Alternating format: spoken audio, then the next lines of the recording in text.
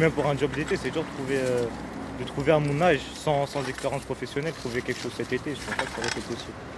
Autre équipe, autre activité. Ces adolescents, eux aussi, ont décidé de monter leur coopérative pour l'été. Leur mission ce matin a été commandée par une entreprise de la région. Là, du coup, on va nettoyer toutes les vitres qui sont autour du bâtiment. Et les garçons, ils vont faire le bardage. Il y a un bardage à nettoyer aussi. Donc on a à peu près une 30aine de vitres. Ce sont eux qui ont réalisé le devis. Pour ce contrat, ils travailleront 6 heures, empocheront 810 €. Une somme qu'ils devront partager entre eux. Ça leur donne des repères aussi. C'est-à-dire qu'aujourd'hui, 1 heure de travail, c'est un certain coût. Et pourquoi c'est ce coût-là ? Ils comprennent aussi dans leurs prestations les notions de taxe sur les valeurs ajoutées, ce qu'on appelle la TVA, ce qui peut leur paraître un petit peu abstrait.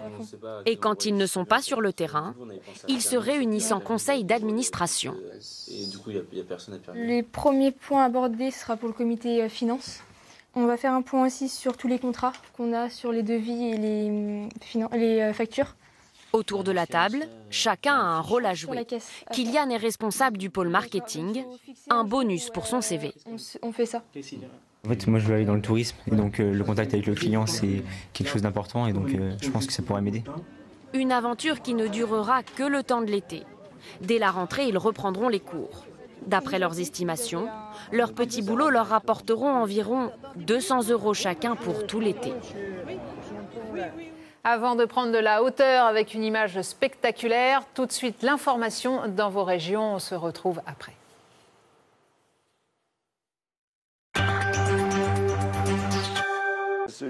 Bonsoir. Dans l'actualité en Méditerranée, une bonne nouvelle pour l'entreprise niçoise Starlight. Son système de climatisation en kit, commercialisé depuis 2 ans, devrait pouvoir être installé à nouveau sans l'intervention d'un frigoriste agréé. S'appuyant sur des directives européennes contre les gaz à effet de serre, les professionnels du secteur avaient obtenu du gouvernement l'interdiction d'installation de ces kits par les particuliers.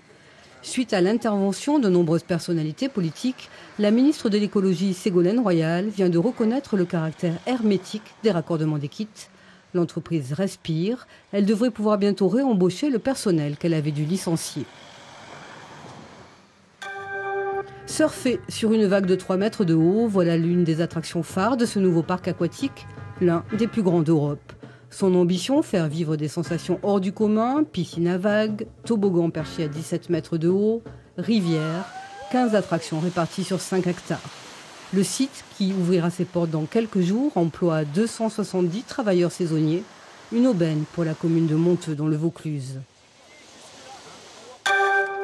L'été, pas de trêve pour le SAMU social. Les sans-domicile fixe sont toujours aussi vulnérables, notamment dans nos villes, avec les fortes chaleurs et le manque de points d'eau. Exemple à Marseille, où la Croix-Rouge continue ses maraudes. Les yaourts et les bouteilles d'eau chargées, la maraude peut commencer. 5 fois par semaine, les bénévoles de la Croix-Rouge parcourent la ville à la recherche des sans-abri. Ils savent qu'on passe, par exemple, du côté du Prado vers les 11h, 23h.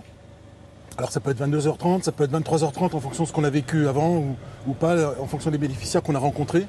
Sur le terrain, les bénévoles sont toujours bien accueillis. L'été, les SDF sont tout aussi vulnérables qu'en hiver et peuvent souffrir de déshydratation. Avec la chaleur qu'il fait, on préfère leur proposer de l'eau. Ils la boiront ou pas, mais voilà, au moins ils auront ça. Parce qu'il est très difficile de trouver des points d'eau sur Marseille. Après avoir discuté avec les sans-abri, les bénévoles dressent l'inventaire des difficultés de chacun. Il est suivi médicalement. Et lui, voilà, il a une santé un peu précaire. Tout est noté dans le rapport de tournée, un moyen de faciliter le suivi de leur situation. Oh, ça va Henri, en forme? Le SAMU social offre aux sans-abri de la nourriture. Et bien là, je fais une petite soupe pour Henri. Mais surtout un temps d'écoute et de partage.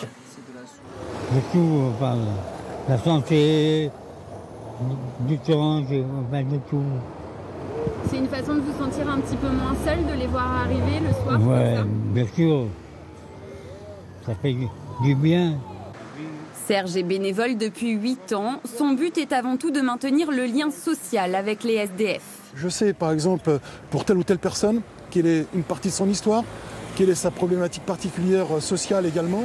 Et à partir de là, voilà, il y a des liens qui se tissent et on nous attend. Bon courage. Chaque soir, les bénévoles sont attendus par une vingtaine de sans-abri. Avec 7000 personnes rencontrées l'an dernier, le SAMU social est plus que jamais indispensable, quelle que soit la saison.